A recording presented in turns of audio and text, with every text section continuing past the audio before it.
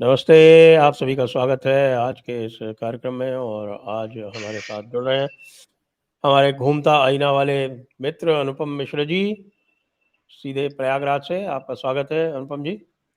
नमस्कार सर। तो आज एक ऐसे विषय पर बात करेंगे जिस पर बड़ी चर्चा हो रही है। और पहले मैं आपको 3 आपके सामने मौज़ू रखूँगा और उसके बाद फिर आपसे प्रतिक्रिया लूँगा, क्योंकि ये जो मुस्लिम वोट वाली बात हो रही है और ये कहा जा रहा है कि साहब कि मुसलमानों ने भारतीय जनता पार्टी को धोखा दे दिया, इत्यादि इत्यादि। कहीं पे जैसे पहला एक बार-बार एक वार्ड नंबर 87 है पर वाराणसी का, वहाँ का उदाहरण दिया जाता है कि वहाँ पर कोई 500 इंदिरा आवास योजना के मकान बाँटे गए और पता नहीं कितने-कितने अलग-अलग आयुष्मान कार्ड, ये वो जितनी भी चीज़ें हैं वो सब दिए गए। वहाँ 517 वोट थे और उसमें से 507 वोट जो है वो मिले अजय राय को और 8 वोट मिले मोदी जी को। एक उदाहरण है। दूसरा मैं बताता हूँ, मौलाना अरशद मदनी यानी चाचा जी ने, महमूद मदनी तो भतीजे जी हैं। तो अरशद मदनी ने, देवबंद वाले, उन्होंने एक स्टेटमेंट दिया कि मुसलमानों ने भारतीय जनता पार्टी से इस चुनाव में बदला लिया है। बदला लिया है, इसका मतलब कोई ऐसा काम गलत किया होगा भारतीय जनता पार्टी ने जिसका बदला उन्होंने लिया। और तीसरा मैं पश्चिम बंगाल में ले चलूँगा आपको, जहाँ फ़िरहाद हकीम जो मेयर हैं, वो कह रहे हैं कि हिंदू बदकिस्मत हैं और उनको जो है वो कलमा पढ़ लेना चाहिए। कलमा पढ़ लेंगे तो वो बच जाएँगे जहन्नुम में जाने से, जन्नत में चले जाएँगे। वैसे कोई नई बात नहीं है, ये तो बड़ी किताब में ही लिखा हुआ है। कुरान पाक में ये है। एक बार नहीं, कम से कम नहीं तो 200-300 बार तो मैं जानता हूँ ये कहा गया है।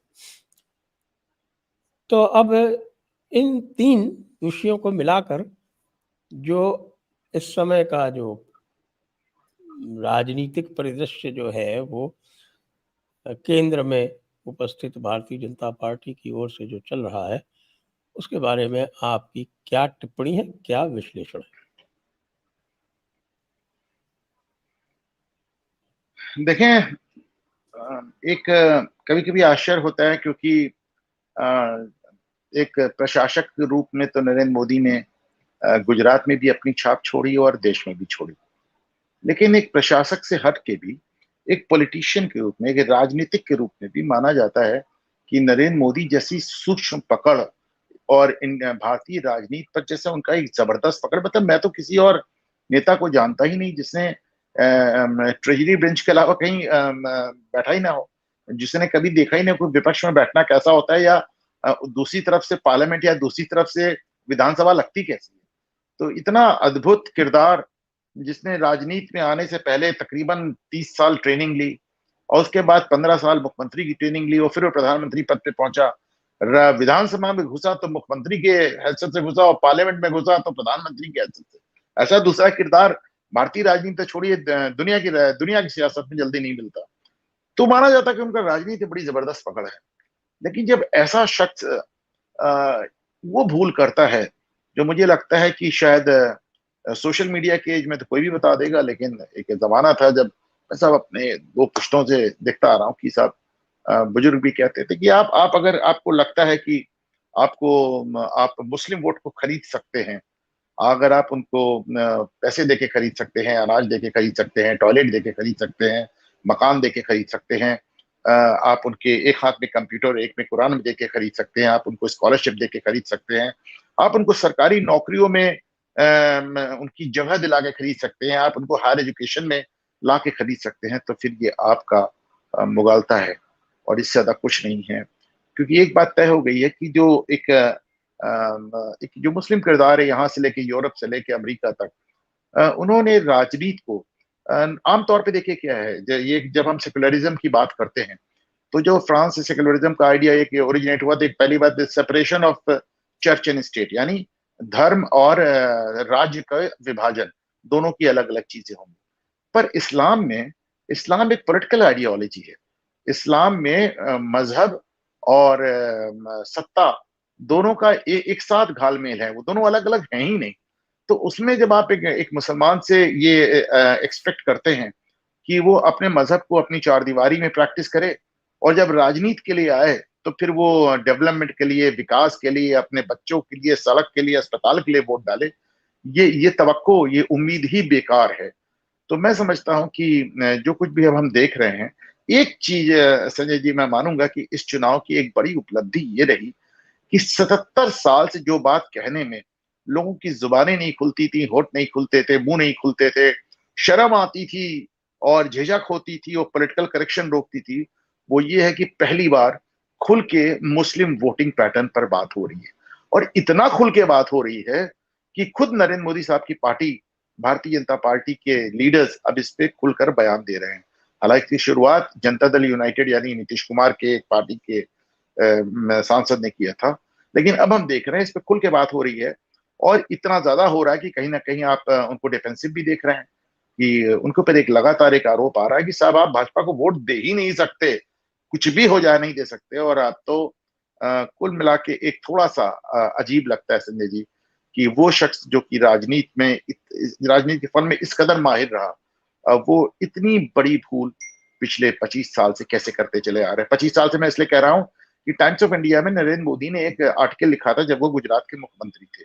वो फुल पेज आर्टिकल था, वो आज भी आप देखिए मिल जाएगा, मैं आपको भेज दूंगा। उसमें उन्होंने दिखाया था कि किस तरह सच्चर आयोग की रिपोर्ट के अनुसार देश में मुसलमान सबसे ज्यादा खुशहाल गुजरात में है और सबसे ज्यादा बदहाल वेस्ट बंगाल और केरला। जी। ये तो बात सही है, लेकिन ये जो पॉलिटिक्स है ये अ, हम इसको बार बार देख चुके हैं, पहली बार तो नहीं देखा था। यदि किसी ने भी भारत के विभाजन का अध्ययन किया हो तो उसको ये स्पष्ट पता चल जाएगा कि भाई नरेंद्र मोदी ने तो कुछ किया हो या ना किया हो, गांधी जी ने तो अपनी आत्मा निकाल के गिरवी रख दी थी मुसलमानों के पास।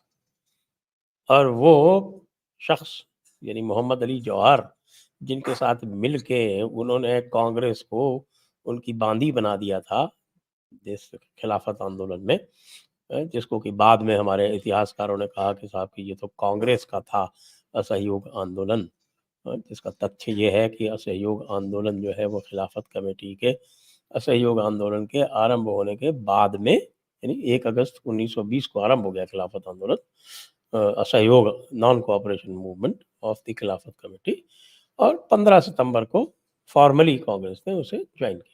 गांधी जी उधर पहले से बैठे हुए थे और मोहम्मद अली जौहर जो साथ साथ कितना उन्होंने कुछ किया। बाद में वही मोहम्मद अली जौहर जो है वो कहता है, जिसको कि डॉक्टर अंबेडकर ने अपनी पुस्तक में उद्धृत करने की आवश्यकता समझी। वो कहता है कि गांधी जी कितने ही भले आदमी हो, मेरे लिए मेरे मजहब का गिरा से गिरा हुआ इंसान जो है वो उनसे बेहतर है। तो जहाँ यह देखा जा चुका हो, जहाँ लोगों ने शाह वलीउल्लाह की गद्दारी देखी हो, जहाँ उन्होंने और तरह तरह के झूठे वादे देखे हों, भारत का मान मर्दन देखा हो, और ये सब हमारे इतिहास में उपलब्ध था। ये तो पिछले 30-40 वर्ष में ये उद्योग हुआ कि उसको छुपाने का प्रयास किया गया। तो ये सब जानने वाले समझने वाले जो हैं बार बार एक ही गलती क्यों करते हैं? फिरहाद हकीम ने कह दिया ना, वही सत्य है। देखिए किसी भी पीर के पास आप जाएंगे तो वो क्या कहेगा, पहले तो बुदबुदाएगा, आपको कुछ समझ में नहीं आएगा। पूछेंगे तो भाई आप क्या दुआ मांग रहे हो, तो वो जोर जोर से कहेगा कि अल्लाह इनको हिदायत दे, अल्लाह इनको हिदायत दे। अब आप जानते हैं अल्लाह हिदायत देने का क्या मतलब होता है, कि अल्लाह इनको कलमा पढ़वा दे। बदला लिया है, वो कह रहे हैं हमारे देवबंद के चीफ। जी। संजय जी, इतने पीछे आप 1920 के दौर में चले गए मौलाना जौहर के मामले में। अभी हमने पिछले हफ्ते देखा, जाकिर नाइक कह रहे थे कि साहब रवीश कुमार बहुत अच्छे आदमी, मुसलमानों के लिए ये बहुत किया, वो उन्होंने लेकिन 5 जाएंगे साल तो पहले कहा जहन्नुम था। में ही। वो 5 साल पहले आजकल कहा था, अब आज, आज, रिपीट किया आजकल जा पे रहा है। आजकल फिल्म वायरल है वो, हाँ, कि वायरल है। आप जाएंगे तो जहन्नुम ही। अब ऐसा थोड़ी ना है कि रवीश कुमार उसको नहीं सुनते होंगे। तो जो मौलाना जौहर ने जो कहा था गांधी जी के लिए, वो हर दूसरे साल हर दूसरे महीने कोई ना कोई मौलाना कह रहा है, खुलेआम कह रहा है, कोई दबे छुपे नहीं कह रहा है, डंके की चोट पे आपके मुंह पे कह रहा है। लेकिन ठीक है साहब, उसके बाद भी मेरा अपना मानना है कि उसके बाद भी जो लोग एक अपनी जिद कर रहे हैं, वो उनको मैं दो हिस्सों में डिवाइड करता हूँ। 25% लोग इस कदर आइडियोलॉजिकली ब्रेन वॉश्ड हैं कि उनको मैं स्टॉकहोम सिंड्रोम का एक शिकार मानता हूं। और 75% लोग, जिसमें रवीश कुमार जैसे लोग हैं, ये सिर्फ धंधा कर रहे हैं। गंदा है पर धंधा है। जिनको मैं आइडियोलॉजिकली टोटली ब्रेन वॉश्ड मानता हूं, उसके लिए मैं आपको एक उदाहरण देता हूं संजय जी। जर्मनी में एक युवती का बलात्कार हो गया, और वो बलात्कार मुस्लिम शरणार्थियों ने किया।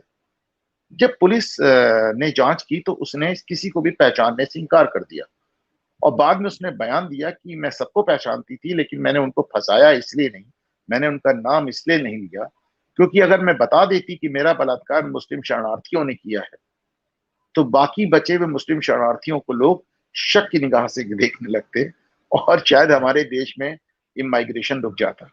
अब आप सोचिए, मतलब इस जहनियत को सोचिए, ये अपनी किस्म का एक जिहाद, एक अपनी किस्म का एक पागलपन है। तो उसका क्या किया जा सकता है? रही बात ये कि जो चीज 1920 क्या उससे भी बहुत पहले की थी, तो मैं तो सैयद जी।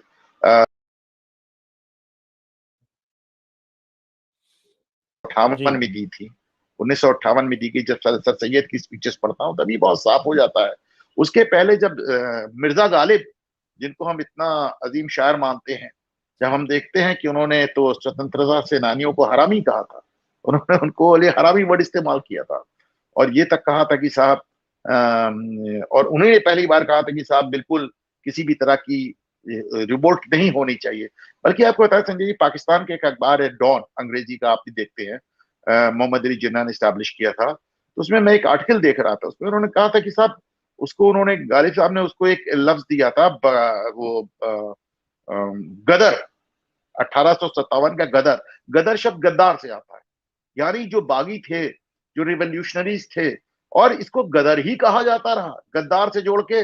जब तक सावरकर ने आके इसको पहली बार the first war of independence नहीं कहा, तब तक हम इसको गद्दार से जोड़ के गदर ही कहते रहे।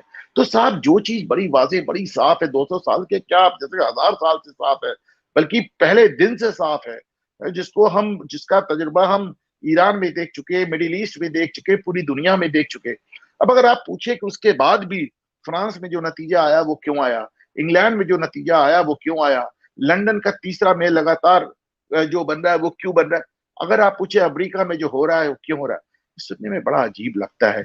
मतलब जैसे सब कुछ सामने है, पर उसके बाद भी आपने एक ऑस्ट्रिच की तरह अपनी गर्दन, शुतुरमुर्ग की तरह अपनी गर्दन रेत में दबा रखी है। मैं बल्कि पलट के सर आपसे एक सवाल करना चाहूंगा कि आप तो गुजरात में रहे हैं, आपने लंबे समय तक, जाहिर है, नहीं, मैं गुजरात में मोदी नहीं, मैं तो एडमिनिस्ट्रेशन। राजस्थान में, मैं राजस्थान में। अच्छा, आप राजस्थान में थे, आई एम सॉरी, मुझे लगा आप गुजरात में हैं। लेकिन चलिए, आपको क्या लगता है कि इतने लंबे समय तक, 25 साल के एकदम सत्ता के शिखर में रहने के बाद, नरेंद्र मोदी साहब को ये गलत फहमी, ये उबालता क्यों बाकी रह गया कि उनको मुस्लिम वोट आ जाएंगे, सिर्फ इसलिए कि वो उनको मकान बना के दे देंगे, दुकान बना के दे देंगे?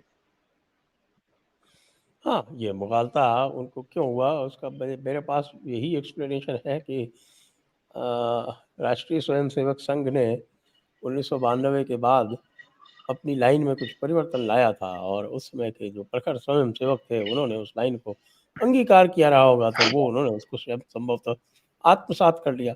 और उसमें ये कहा था कि भई कि यदि मुसलमानों को बता दिया जाए कि वो पहले हिंदू थे, तो वो फिर हमारे साथ आ जाएँगे। उसमें ये कहा गया था कि भई सूफ़ी जो हैं वो बड़े सहिष्णु होते हैं। उसमें ये कहा तो गया था कि साहब कोई सबसे बदमाश तो समस्या सूफी थे साहब। अरे तो भाई बता रहा हूँ, उसमें ये कहा गया कि साहब समस्या जो है वो इस्लाम में नहीं है, कुछ मुसलमान जो है वो गड़बड़ हैं।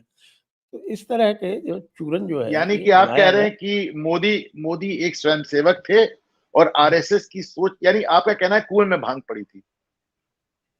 भाई साहब आप आजकल जो है वो आपने तो सुना होगा ना, हमारे सरसंघ चालक, पूजनीय सरसंघ चालक जी ने तो यहाँ तक कह दिया कि भाई इस्लाम के बिना हिंदुत्व अधूरा है। उन्होंने तो यहाँ तो कह दिया कि साहब के जो लोग जो हैं वो इस्लाम को बुरी नज़र से कहते हैं वो हिंदू हो ही नहीं सकते। तो ये जब सब बातें कहाँ से आती हैं? ये इसी थॉट प्रोसेस से तो आती हैं। इस थॉट प्रोसेस को बढ़ाने वाले इंद्रेश कुमार जी जो हैं, आजकल तो वो भी कुछ-कुछ इख्तलाफ रखने लगे हैं, ऐसा लग रहा है। लेकिन ये पिछले 15 वर्ष में, 20 वर्ष में घुट्टी बना के और ये स्वयंसेवकों को पढ़ाया जाता रहा है। मैंने स्वयं इसका विरोध किया, इसके ऊपर वीडियोज़ बनाए, वीडियोज़ बहुत वायरल हुए। मेरे ऊपर कतिपय जो उच्च पदाधिकारी थे वो रुष्ट भी हुए। लेकिन अब आत्मावलोकन का समय है, यदि जैसा लग रहा है, क्योंकि आज तो गिरिराज सिंह जी ने भी यही कह दिया। अभी उससे पहले आपने जेडीयू वाले भी कहा, और भी लोग कह रहे हैं, और उनको जो है वो डांटा भी नहीं जा रहा है। तो ऐसा लगता है कि यह आत्मावलोकन का समय है, तो इसमें ये बात की जा सकती है। एक कुछ फर्क भी नजर आ रहा है संजय जी, अगर आप देखें तो 1947 के 77 साल में पहली मुस्लिम रहित सरकार बनी, पहली। जी। तो ऐसा लगता है कि कहीं ना कहीं वो उन्होंने अपना लेसन लिया है। दूसरी बात, बहुत खुलकर भारतीय जनता पार्टी के नेता अब मुस्लिम वोटिंग पैटर्न पे बात कर रहे हैं और उनको केंद्रीय नेतृत्व से टोका भी नहीं जा रहा है। तो ये भी नजर आ रहा है। कुछ नरेंद्र मोदी की कार्यशैली में अंतर भी नजर आ रहा है संजय जी। अब मैं देख रहा हूं कि महुआ मोइत्रा पे मुकदमा हो गया है। मैं देख जी। रहा हूं कि जयराम रमेश पे मुकदमा हो गया है। मैं देख रहा हूं कि कुछ मुस्लिम ट्विटर हैंडल्स पे मुकदमा हो गया है जो कि अफवाह फैला रहे थे। मैं देख रहा हूं कि बहुत खुलकर शिवराज चौहान से लेकर राजनाथ सिंह तक बहुत खुलकर राहुल गांधी पर हमलावर हैं। तो शायद एक जो मोदी का वोटर उनकी जिस 56 इंच की छाती को देखना चाहता था, शायद वो तब नजर आने वाली है जब मोदी अपनी जिंदगी के राजनीतिक दौर के सबसे कमजोर फुटिंग पे हैं। और शायद उस समय मोदी हिट बैक करना प्लान कर रहे हैं। आपको क्या लगता है? नहीं, ये सारी बातें जो हैं, ये तो होनी ही चाहिए थी। यदि पहले हो जाती, तो बात कुछ और ही हो जाती।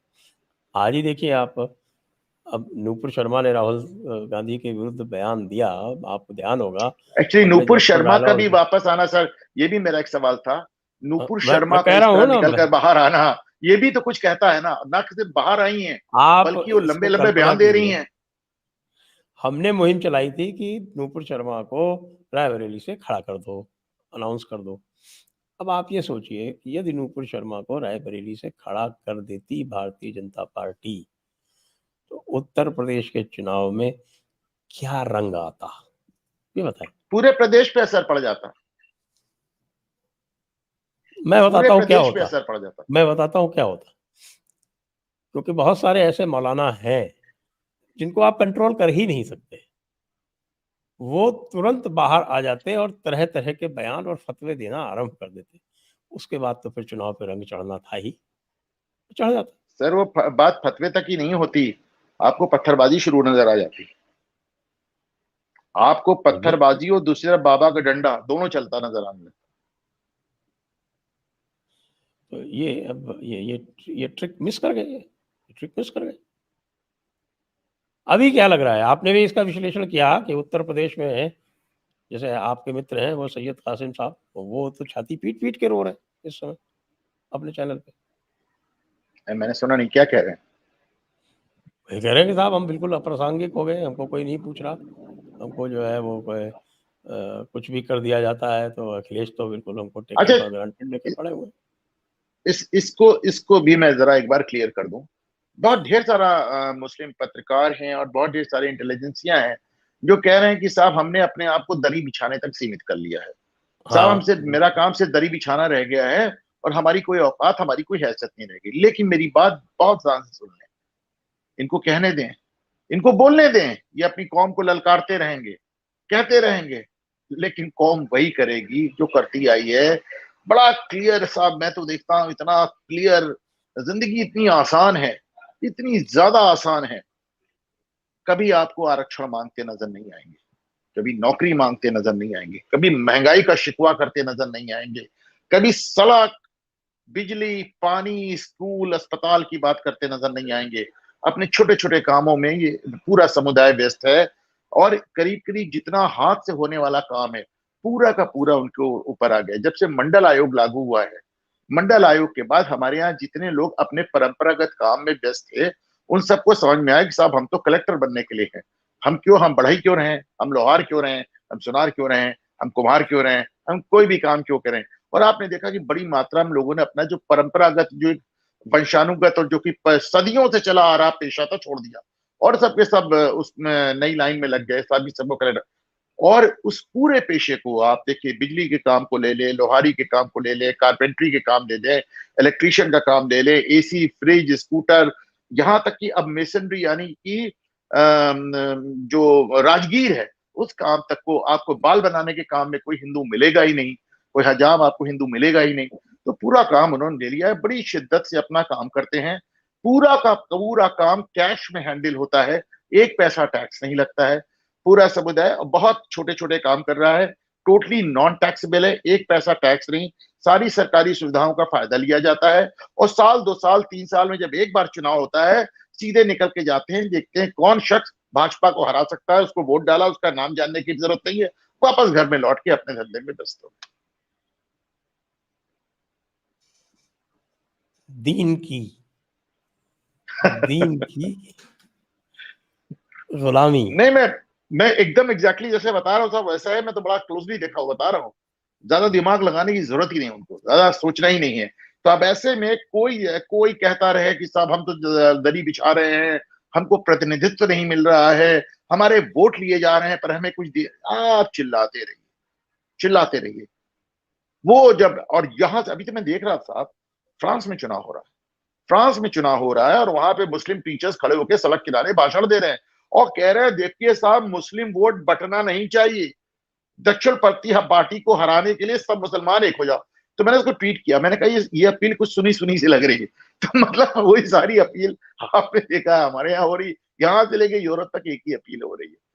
अब उसके बाद वो वोट किसको जाता है, वो काले चोर को चला जाए उनसे मतलब नहीं, वो भाजपा हारनी चाहिए, वो मोदी हारना चाहिए, वो योगी हारना चाहिए, बस वो किसको जा रहा है कोई फर्क नहीं पड़ता।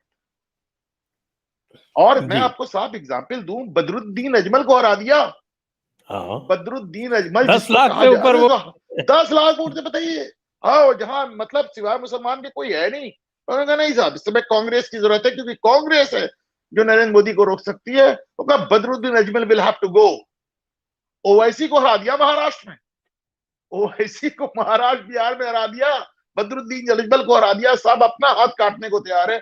लेकिन पहले भाजपा को रोकना है, उस भाजपा को रोकना है जिसने पिछले 7 साल में जो एक, ये भी मैं आपको बता रहा हूं, अभी सर्वे की रिपोर्ट आया है, मैं अभी आपको पढ़ के सुनाता हूं, आप चाहें तो लिंक दे दें इसका।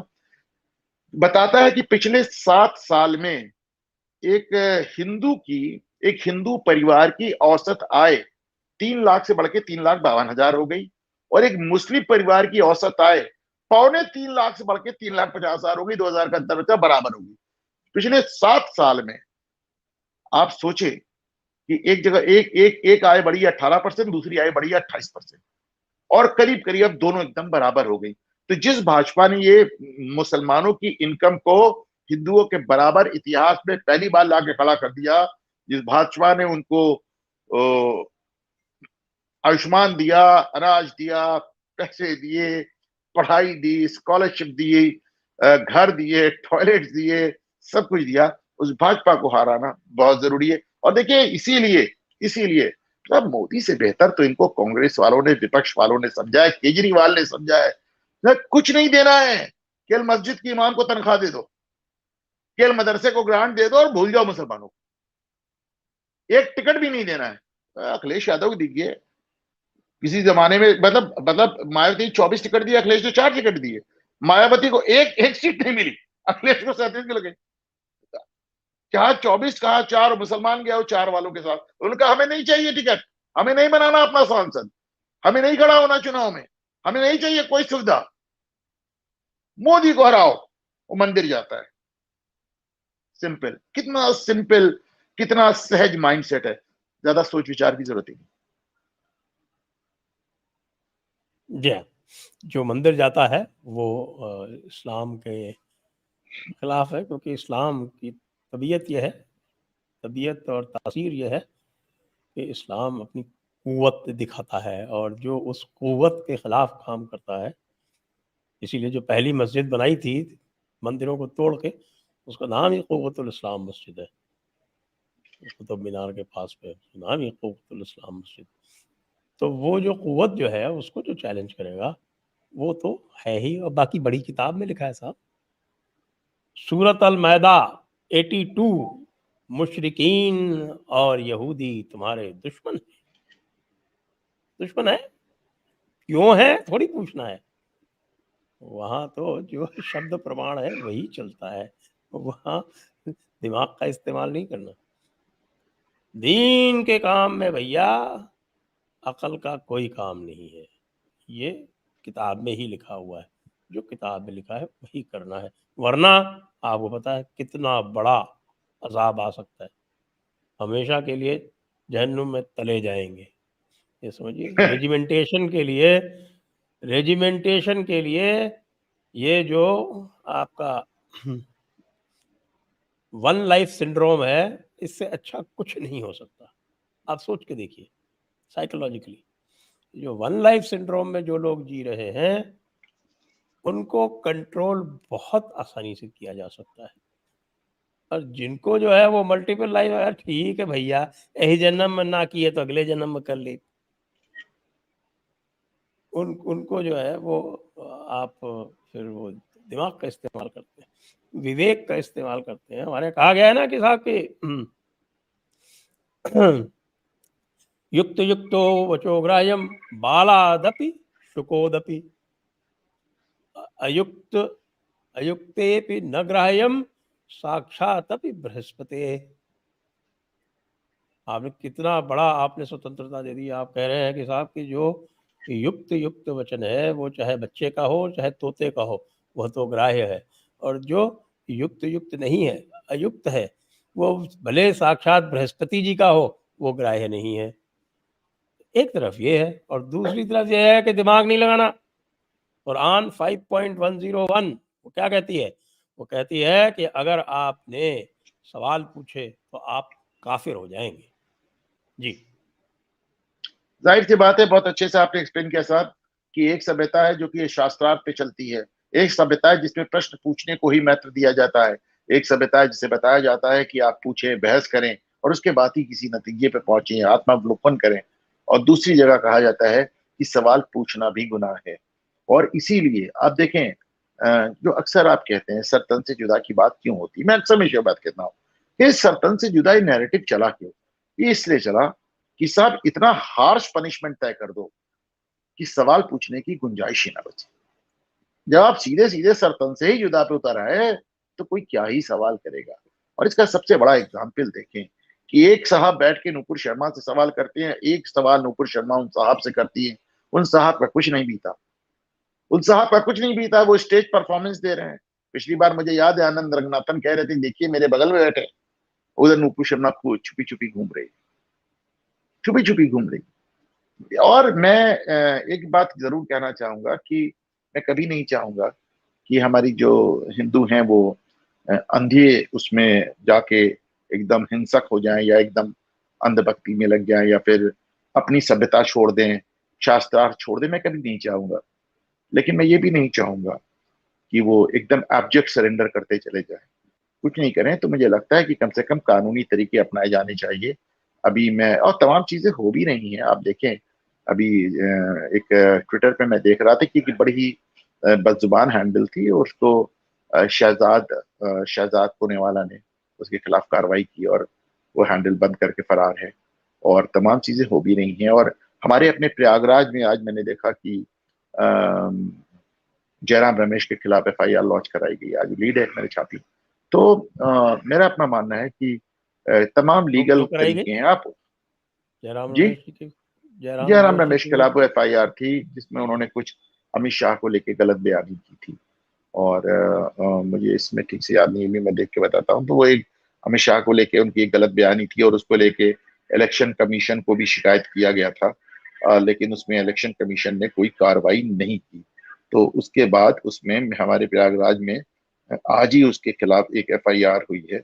और वो FIR एक वो सेकेंड, डीप फेक वाला मैटर तो नहीं है, डीप फेक जो चलाया था उनका वो डीप फेक आरक्षण वाला के मैटर लिए? था या क्या मैटर था, उसमें उन्होंने कहा कि चूंकि इलेक्शन कमीशन उसका कॉग्निजेंस नहीं ले रहा है और चूंकि इलेक्शन कमीशन उस पर कार्रवाई नहीं कर रहा है, तो इसके चलते वहां पे आज FIR हुई है। मैं एक सेकंड बता रहा हूँ आपको। हाँ, ये हुआ है। हाँ, उन्होंने, जयराम रमेश ने कहा था कि अमित शाह तमाम कलेक्टर से बात करके उनसे उन पे दबाव डाल रहे हैं अपने पक्ष में नतीजा घोषित करने के लिए। आपको याद होगा जयराम रमेश का ये ट्वीट याद होगा। तो इसी को लेकर एक आज FIR हुई है। तो मेरा अपना मानना है कि नहीं, आप उसको नजर, एक बात और ध्यान रखें, चाहे वो फैजाबाद की सीट हो और चाहे कोई, मतलब मैं मानता हूं कि हिंदुस्तान में गिनी चुनी शायद एक आध दर्जन सीट होगी जिसमें मुस्लिम वोट्स अकेला पर्याप्त। तो लोकसभा में, विधानसभा में तो बहुत है, लोकसभा में मुट्ठी भर सीटें होंगी जिसे केवल मुस्लिम वोट निकाल सके। हमें याद रखना चाहिए केवल मुस्लिम वोट से ऐसा नहीं हो रहा है, और भी तमाम वोट हैं, और भी तमाम हमारे लिबरल वोट हैं जो इनके साथ जाते हैं। हाँ, वो तो है, निश्चित रूप से है।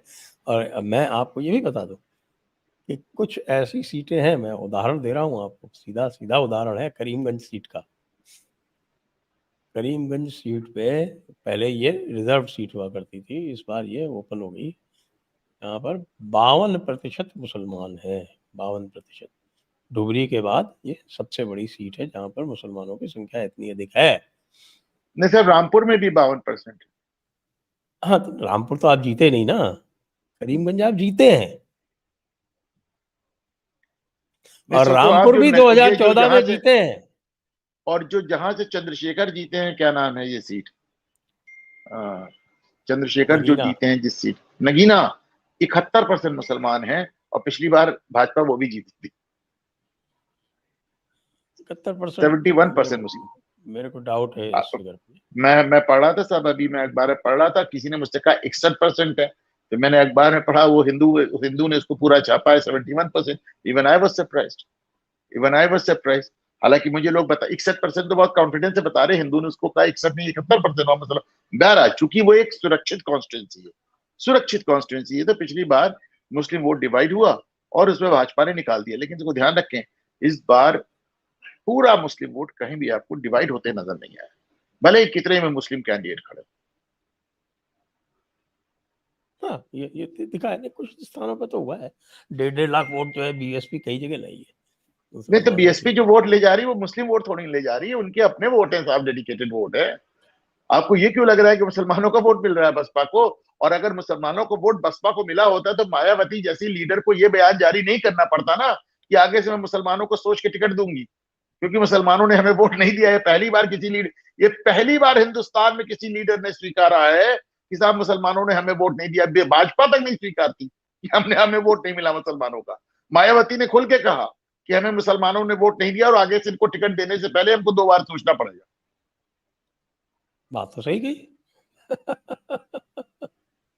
एक्चुअली ये दो। मुसलमानों की वोटिंग पैटर्न पे जदयू के पहले, सबसे पहले इसकी शुरुआत मायावती ने ही की थी ट्वीट कर।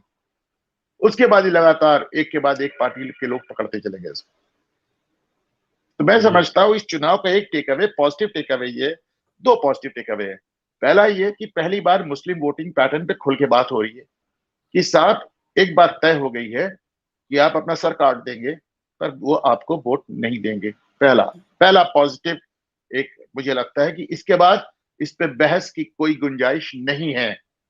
मैंने ट्वीट भी किया था कि सबका साथ सबका विकास और सबका ये सबका विश्वास अपने दिमाग से निकाल दीजिए, क्योंकि सबका विश्वास तो भगवान राम को नहीं मिला, आप तो नरेंद्र मोदी हैं। दूसरी बात, दूसरी बात, जो एक बात और क्लियर हो रही है, संजय जी, मेरा अपना मानना है, और मैं एक सनातनी हूं, मेरे आपकी एक सोच है, मेरा मानना है कि एक भाजपा के साथ एक बार विन विन सिचुएशन रही है। सरकार उनकी बन गई, प्रधानमंत्री भी मोदी बन गए, और कहीं ना कहीं जो एक अहंकार आ रहा था वो भी टूट गया। हाँ। ये तो हुआ है। ये तो निश्चित रूप से हुआ है। आइए दर्शकों के प्रश्न लेते हैं, बहुत सारे प्रश्न आ गए हैं दर्शकों जी के, जो कि आज आप लाइव पे हैं तो वो प्रश्न आपसे पूछेंगे। शैलेश जी कह रहे हैं कितने दिन हम लोगों को 20% पॉपुलेशन को माइनॉरिटी कहना होगा। भाई देखिए, मैं एक बड़ी आपत्ति करता हूँ इसमें। देखिए वो जो 14% जो आया है सेंसस में, सदैव मुसलमान जो है, मैं इसलिए कह रहा हूँ क्योंकि मैंने सेंसस कराया है स्वयं एज डिस्ट्रिक्ट मजिस्ट्रेट, और मैं जानता हूँ कि फतवे आते हैं कि हर व्यक्ति एक एक बच्चा अपना ऐड कर देना। पहले से ही 14% है, अपने आप को जो है वो आंकड़ों में 5% बढ़ा चुके हैं, आप उसमें और 6% ऐड कर देते। और इसका यदि कोई सर मेरा आपको मानना लाइव है इसका, मैं एक जवाब लाइव मैं भी एग्जाम दे दूं एक मेरा। एक मिनट एक मिनट एक हाँ मिनट हाँ बता रहा हूँ मैं हाँ। आपको। 2011 का जो सेंसस हुआ है कश्मीर में, और जिसके विरुद्ध आंकड़ों के सहित रिप्रेजेंटेशन भारतीय जनता पार्टी और कांग्रेस दोनों ने दिया है, उसकी स्टडी कर लें कैसे संख्याएं बढ़ाई जाती है। तो इसलिए भैया 20% मत बोलो, 10% बोलोगे तो हम मान लेंगे, 14% बोलोगे तो ठीक रहेगा, 20% हम कतई नहीं मानेंगे।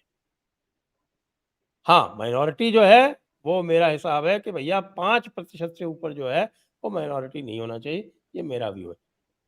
अनुपम जी। एक तो साहब मेरा अपना मानना है कि जनसंख्या काफी बड़ी है, काफी बड़ी है, और हम देखिए प्रतिशत में 17 तो नहीं करोड़ जाते। के तो देश नहीं है, 17 करोड़ जो जनसंख्या है सेंसस 2011 में, इससे बड़े तो देश भी 6-7 ही हैं। नहीं नहीं, डेफिनेटली, बिल्कुल बिल्कुल बिल्कुल। बहुत जबरदस्त, लेकिन कि सब पॉपुलेशन जितनी मानी जा रही है, मेरा अपना मानना है कि उससे ज्यादा बड़ी है। मेरा अपना तजुर्बा है, मैं जमीन पे मूव करके आपको बता रहा हूँ, मैंने इससे बहुत स्टडी किया है। दूसरी बात कि साहब इनको कब तक माइनॉरिटी माना जाएगा, तो फिर एक इसी तो आप मान के चलें कि माइनॉरिटी टैग तो उन पे लगा ही रहेगा। हकीकत यह है कि एक इंडोनेशिया को छोड़कर दुनिया का सबसे बड़ी मुस्लिम जनसंख्या भारत में है। भारत में नहीं मुसलमानों की जन देखिए पाकिस्तान हाँ, आगे निकल गया है। आप हमारे पाकिस्तान अब आगे निकल गया, अब पाकिस्तान अब आगे आप हमारे निकल हमसाया अच्छा मुल्क ठीक है को ठीक है ऐसे ठीक है ठीक है कमतर ठीक है मत ठीक है ठीक है मानिए ठीक है। प्लीज। पाकिस्तान आगे निकल गया, मैं सुनिए आपकी, आप पाकिस्तान आगे इसलिए निकल गया है क्योंकि आपका नया सेंसस नहीं हो रहा है। हो जाए सेंसस फिर मैं देखता हूँ पाकिस्तान कितना आगे है। हो जाने दीजिए पहले, मैं बता रहा पाकिस्तान हूँ, जी 25 जी पे आप है, देख लीजिएगा। आप नया सेंसस लाएंगे तो भी 20 से ऊपर नहीं पहुंचेंगे। तो बहरहाल, तो आप सोचिए, आपके यहाँ जो मुसलमान है उसकी पॉपुलेशन सऊदी अरब से ज्यादा है, उसकी पॉपुलेशन तुर्की से ज्यादा है, उसकी पॉपुलेशन ईरान, इराक, अफगानिस्तान से ज्यादा है, यमन से ज्यादा है, नाइजीरिया से ज्यादा है, तमाम मुस्लिम मुल्कों से ज्यादा है। उसके बाद भी वो अल्पसंख्यक है। तो वो आप जो डेफिनेशन बदलवाना चाह रहे हैं कानूनन, एक चीज और आप लोग भूल जा रहे हैं। कहीं ना, मैं कई मुद्दे ऐसे गिना सकता हूँ, और एक बार मैं चाहता हूँ संजय जी इस पे आप डिबेट रख लें। मैं कम से कम 12 ऐसे इनिशिएटिव गिना सकता हूं जिसके लिए कहा जा सकता है कि नरेंद्र मोदी ने एक सीरियस ऑनेस्ट कोशिश की, पर 12 बार वो जुडिशरी से मात खा गए। तो इसलिए अब कहीं ना कहीं सरकार कोई कदम उठाने से पहले ये भी सोचती है कि कहीं उसकी सुप्रीम कोर्ट में किरकिरी तो नहीं हो जाएगी। जी आगे चलते हैं। Arya Bharatputra, Ram Ram, BJP still not understanding in Maharashtra giving free money instead of upholding Hindutva in Majhi Ladki Bahin scheme 80% of beneficiaries are Muslims.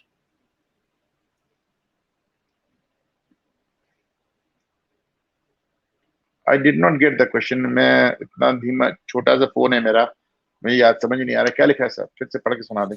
वो तो कह रहे हैं कि साहब कि ये जो इन्होंने लड़की बहन वाली जो स्कीम लगाई है इसके बेनिफिशियरी तो ज़्यादातर मुस्लिम ही होंगे। ये सब करने की बजाय, फ्रीबीज देने की बजाय उनको ध्यान देना चाहिए हिंदुत्व को थोड़ा प्रखर करने पर।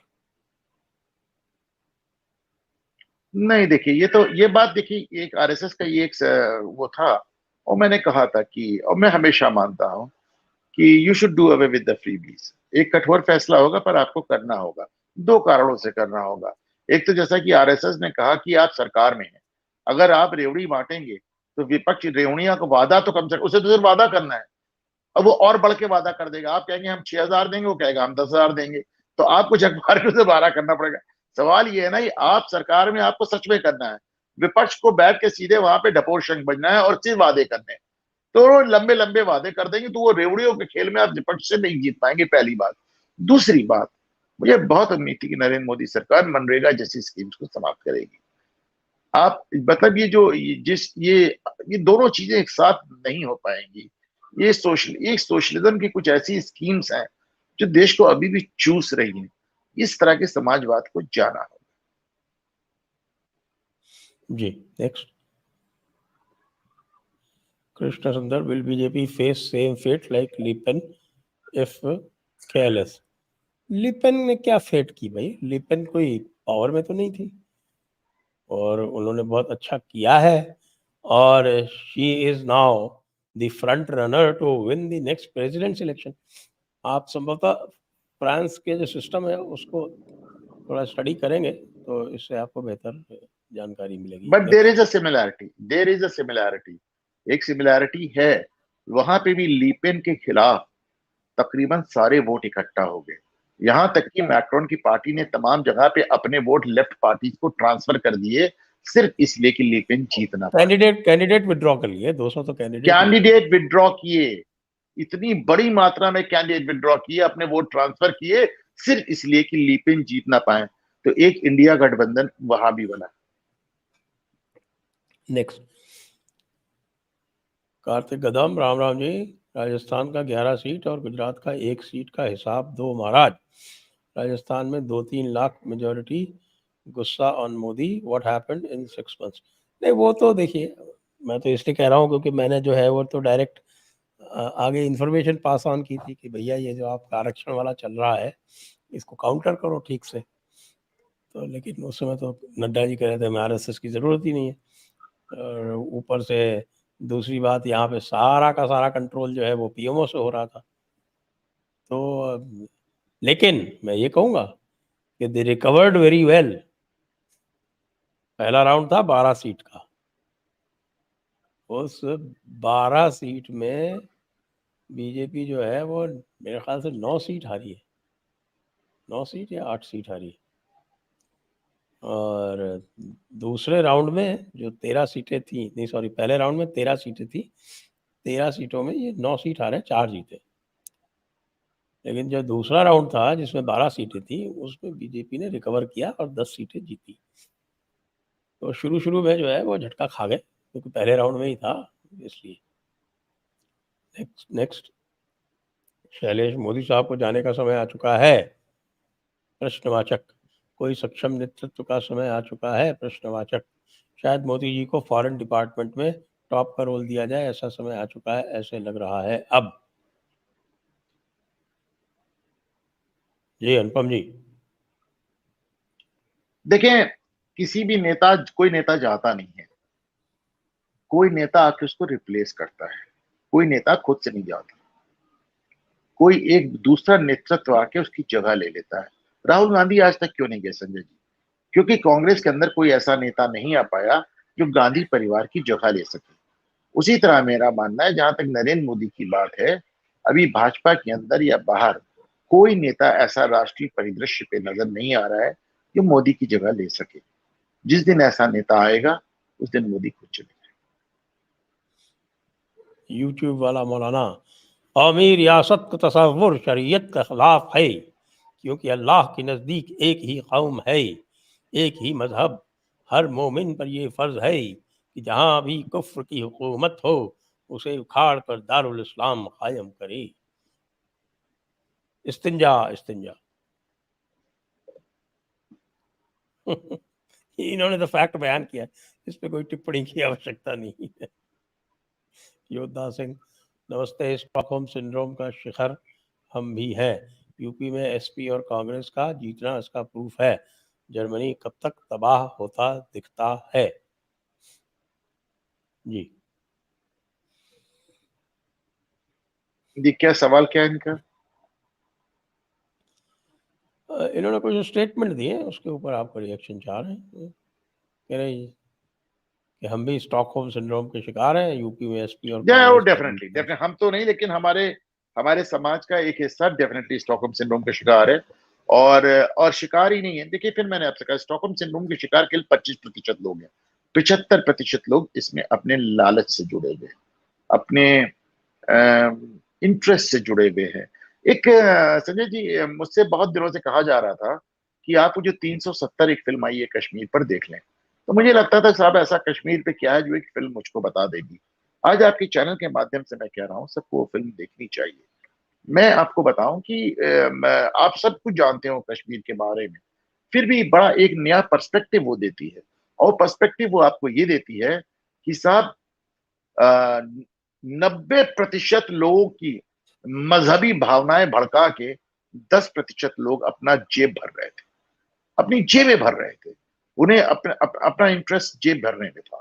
तो उसी तरह जब स्टॉकहोम सिंड्रोम की बात होती है तो 25% लोग स्टॉकहोम सिंड्रोम के शिकार हैं और 75% लोग धंधा कर रहे हैं। तमाम लोग धंधा कर रहे हैं, और फिर कहूंगा गंदा है पर धंधा है। Vamsi Krishna, Sanjay sir, why do Muslims raise Pakistan Zindabad slogans when Pakistan is a failed state? Is it mere political or theological reason behind it?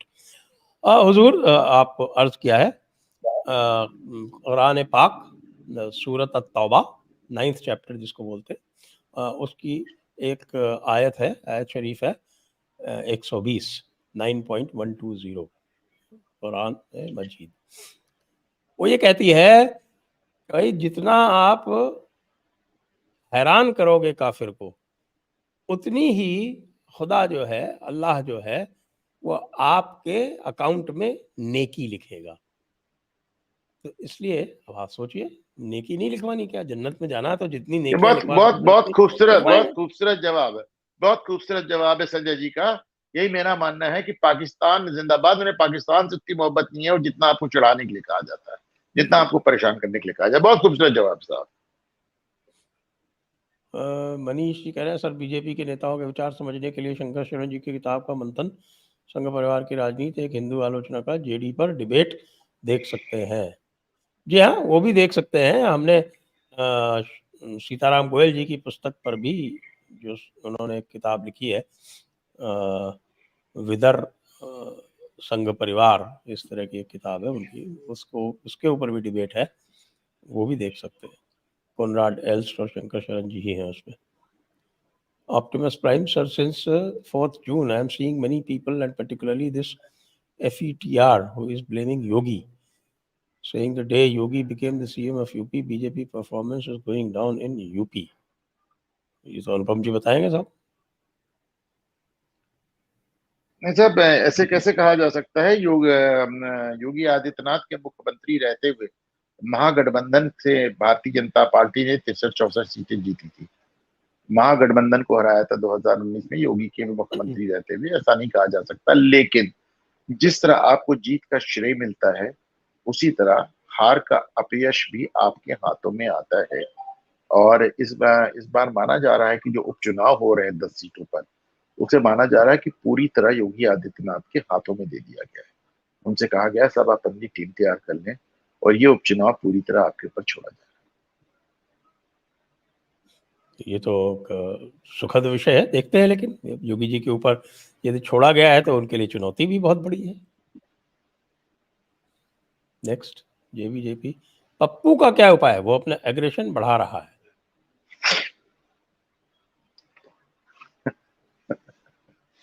पहले उसको पप्पू पून को आप कहना बंद कर दें। ना वो पप्पू तो पप्पू है है वो, और ना लेकिन उनके वो पीछे पप्पू क्या, उनके, नहीं नहीं नहीं, टुकल सुने पप्पू सुने है, सुने, इसलिए इसलिए पप्पू आप टुकल ना साल। कहें। हाँ नहीं, राहुल गांधी की अपनी राजनीतिक समझ हो ना हो, राजनीतिक नियत बहुत पक्की है, इसको ध्यान रखें। और उनकी नियत पूरी तरह से हिंदुओं के खिलाफ जाती है। आप सोचिए किस जमाने में विकी लीक्स ने इस बात को बताया था कि उन्होंने अमेरिकन एम्बेसडर से कहा कि इस्लामी आतंकवाद तो कोई खतरा ही नहीं, खतरा तो भगवा आतंकवाद है। किस जमाने में, जब भारतीय जनता पार्टी मोदी वोदी कहीं थे ही नहीं, उस जमाने में राहुल गांधी ने कहा। तो उनकी राजनीतिक समझ कमजोर हो सकती है, उनकी राजनीतिक नियत बड़ी पक्की है, नंबर एक। और उनके पीछे जो इकोसिस्टम है देश से लेके विदेश तक, वो भी बहुत मजबूत है। इसलिए उन्हें आप हल्के में लेना छोड़ दें। जी, आज तो बेचारे पिट गए थोड़े छोटे से पत्रकारों से मणिपुर में। हमें नहीं उम्मीद थी कि इतना संघर्षशील और इतना उग्र नेता 2-4 सवालों से इतना बिफर जाएगा, ऐसी आशा मुझे कतई नहीं थी। राहुल गांधी का अजय सर एक बहुत बड़ा स्ट्रांग पॉइंट है कि उनकी राजनीतिक समझ इतनी है ही नहीं कि उनको अपनी हार महसूस हो सके।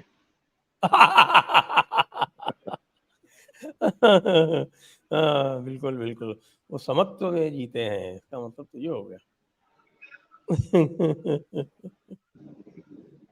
अजेंद्र चौरसिया, नमस्ते SD ji, out of context. अगर बीजेपी वाले राम भक्तों पर गोलियां चलवाने वाले को पद्म विभूषण दे सकते हैं, फिर अगर अयोध्या वालों ने उसके कैंडिडेट को वोट दे दिए तो कौन सा बड़ा अपराध कर दिया? अयोध्या भारतीय वालों ने जनता वोट नहीं दिया, अयोध्या में भाजपा आगे ही गई है। फैजाबाद सीट को हारे हैं और हारना चाहिए भी, हारना चाहिए भी। मैं इनकी बात से पूरी तरह सहमत हूं। जब आप मुलायम सिंह को पद्म विभूषण देते हैं और मुलायम सिंह के प्रमुख सचिव को राम मंदिर निर्माण समिति का अध्यक्ष बनाते हैं, तो जाहिर सी बात है आपको हारना चाहिए। और यही वो एरोगेंस है, यही वो अहंकार है जिसके भाजपा को मैं चोट लगने की बात कर रहा था। हमारे कृपा यहाँ शंकर सनातन सिंह में को कहा, आप बना देते हैं कृपा शंकर सिंह 26/11। को आप बना देते हैं जो ऐसी किताब रिलीज करता है। तब हमारे यहाँ सनातन में एक कहावत है कि अहंकार प्रभु का आहार है। Correct. Next. Sachin Khandelwal, Modi ji is a master politician and a great development proponent. However, we Hindus have foolishly mistaken his politics with Hindu revivalism. Our doom is certain if we only wait for Modi to act. And that is well said. He's a master politician and he delivers on the level of development and everything. But to think that Narendra Modi is there for Hindu revival, at least till now, it has been a very major disappointment on that front. I don't know. I don't know about Modi 3.0. हो सकता है कुछ फर्क आए, लेकिन अभी तक बहुत बड़ा डिसअपॉइंटमेंट है। जी, लेकिन एक नेक्स्ट। बात हमें संजय जी और नहीं भूलनी चाहिए कि हम और आप बैठ के ये बहस आज इसलिए कर रहे हैं कि नरेंद्र मोदी प्रधानमंत्री है, वरना अब तक हमें कर्नाटक की पुलिस और वेस्ट बंगाल की पुलिस पकड़ ले गई होती, यकीन माने। ये जो बोल रहे हैं, जो कमेंट कर रहे हैं, जो हम आप बात कर रहे हैं, वो भी इसलिए कि 2014 से नरेंद्र मोदी प्रधानमंत्री। ये तो बिल्कुल सही बात है। एक बात मैं यहाँ पर घोषणा कर देना चाहता हूँ कि दर्शकों के लिए कि हमारा इस वर्ष का 2024 का दी जयपुर डायलॉग्स एनुअल समिट जो है वो 25, 26 और 27 अक्टूबर को है। हम उसकी थीम जो है वो बनाने के उद्यम में हैं, तो आप लोगों को भी यदि कोई सुझाव देने हो तो अवश्य दे दें।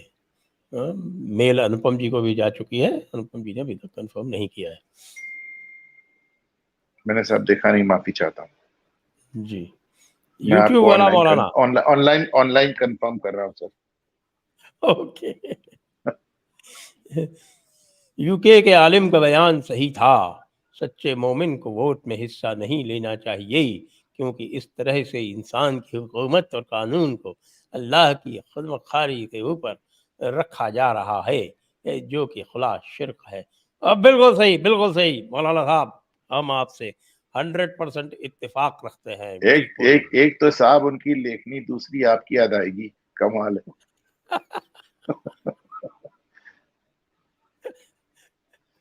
वैसे मैं तकरीर वकरीर कर सकता हूँ अगर मुझे मौका दिया जाए तो।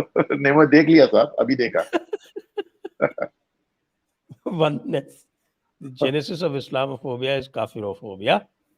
Muslims have made the narrative of Islamophobia work in their favor, but who has pointed out Kafirophobia as the core reason of spite and hatred towards non-Muslim?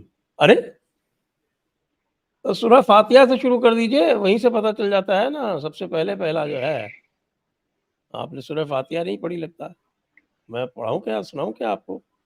बिस्मिल्लाहिर्रहमानिर्रहीम, अल्हम्दुलिल्लाह रब्बिल आलमीन।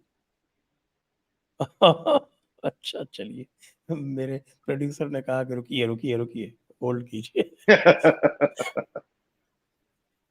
कहने का मतलब ये है कि इसकी जो 7वीं सूरा है, 7वीं आयत है ये अल फातिहा की, उसमें ही लिखा हुआ है, उसमें ही क्रिश्चियन और यहूदी के खिलाफ फतवा दे दिया गया है। वहीं से शुरू हो जाता है। और मैंने आपको 5.82 बता ही दिया था।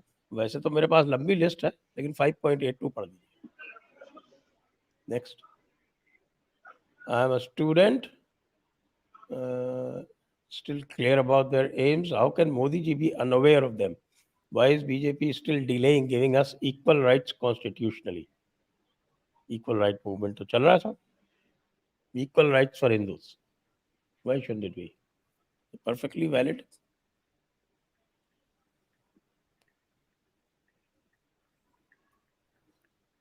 नेक्स्ट, वसंत शेट्टी जी, धन्यवाद आपको. असित गांधी जी, मुसलमान का जीवन मृत्यु के पश्चात प्रारंभ होता है. हाँ, बिल्कुल सही बात है, उनकी सही है. आखिरत के बाद ही तो असली जिंदगी है. आखिरत के दिवस की प्रतीक्षा है, उसका उद्देश्य है. तब तक याद करते रहेंगे. BJP IT cell must watch JD.